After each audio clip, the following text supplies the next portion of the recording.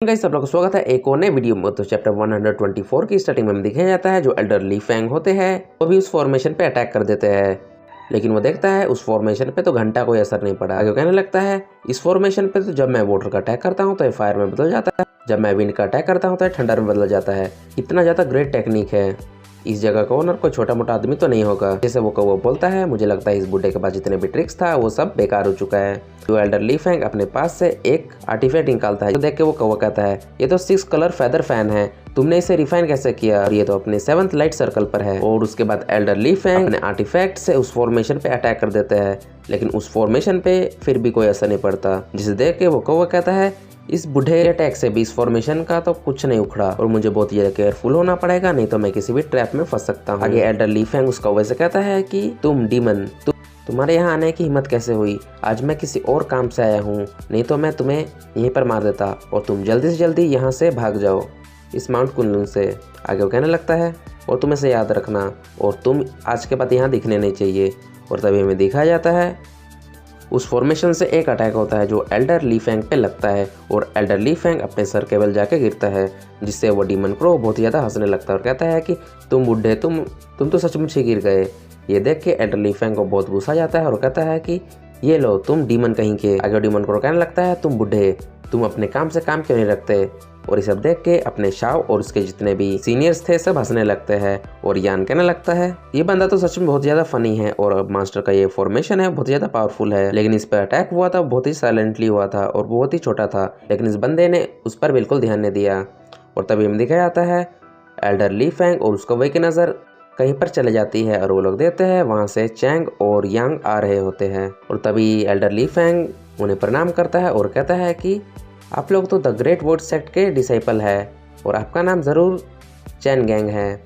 और चैन आगे कहने लगता है ओ आप तो एल्डर है एलियो सेक्ट के, आप मुझे याद है। उसके बाद एल्डर ली फैंग कहने लगता है चैन, मैं आपसे बहुत ही ज़्यादा पहले मिला था और आप तो बहुत ही ज़्यादा बड़े हो गए हैं। वो अपने मन में सोच रहा होता है अरे यार ये ग्रेट वुड सेक्ट के बंदे कहाँ से आ गए, अब मुझे ये जगह भी नहीं मिलेगी। और उसके बाद आगे चैन कहने लगता है चलो उन सब बात को छोड़ो, मैं यहाँ पर किसी काम से आया हूँ। आगे जो यांग होता है वो कहने लगता है मुझे पता है ये जो फॉर्मेशन है वो उस कमीने लिन ने लगाया है। और चैंग भी कहने लगता है हाँ ये उसी ने लगाया है। और तभी यांग पीछे से कहता है कि चैन सब कुछ ठीक है, लेकिन उस बास्टर्ड को तो सिर्फ मैं ही मारूंगा और जो माउंट शू है उसे भी इस माउंटेन का एक पीस मिलना चाहिए और मैं इसे पूरा तुम्हारे हाथ में कभी जाने नहीं दूंगा। और उसके बाद चैंग कहने लगता है मैं Chang the great wood sect का एक डिसाइपल हूँ और मैं यहाँ अपने करंट जनरेशन के रेल्म वेफेयर के आदेश पे यहाँ आया हूँ और मेरे पास तुम्हारे खिलाफ एक ऑर्डर है और चलो तुम जल्दी यहाँ पर आ जाओ और हम बात करते हैं बाहर में। और ऐसा ही वो बार बार कह रहा होता है और हमें फॉर्मेशन के अंदर का दिखाया जाता है। जो शाह होता है वो कहता है इसकी हिम्मत कैसे हुई हमारे मास्टर को ऑर्डर देने की। और जो यान होता है वो कहने लगता है हमारे जो ओपोनेंट है वो ओरस कोर स्टेज का कल्टीवेटर है, हम उससे ऐसे ही डील नहीं कर सकते और वैसे भी यहाँ पर एक फॉर्मेशन लगा हुआ है और मास्टर को हम ऐसे ही डिस्टर्ब नहीं करेंगे। और तभी हमें दिखाया जाता है ये सब बात करके वो बहुत ही ज़्यादा बोर हो जाता है और वो कहता है कि अब मेरे पास और कोई रास्ता नहीं है। और अपने पास से वही ड्रम निकालता है और कहता है कि देखो इसे कैसे मैं तुम्हारे फॉर्मेशन को तोड़ता हूँ। और जैसे ही एल्डर ली फैंग उस ड्रम को देखता है वो कहता है ये पॉसिबल ही नहीं है, ये तो nemesis of all formation bursting drum है। आगे एल्डर ली फैंग कहने लगता है कि नहीं ये असली वाला फॉर्मेशन ब्रस्टिंग ड्रम नहीं है, नहीं तो जैसे इसका पावर रिलीज होता हम सब मर जाते।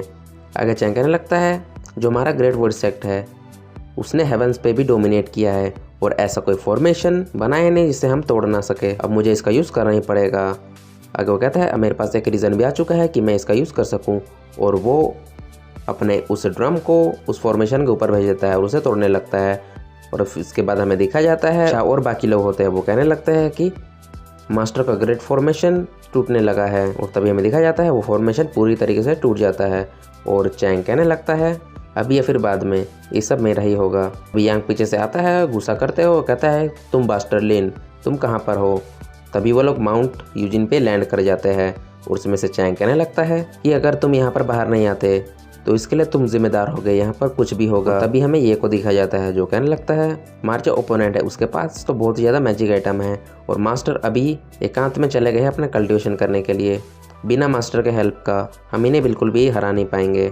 और तभी सीन शुरू रहता है और हमें दिखाया जाता है लिन को और उसे कल्टीवेशन करते करते लगभग 1 महीना बीत चुका है, लेकिन उसने जो 100x टाइम को फास्ट किया था उससे लगभग 8 साल बीत चुके हैं और वो अब एक और स्कोर स्टेज का कंप्लीट कल्टीवेटर बन चुका है।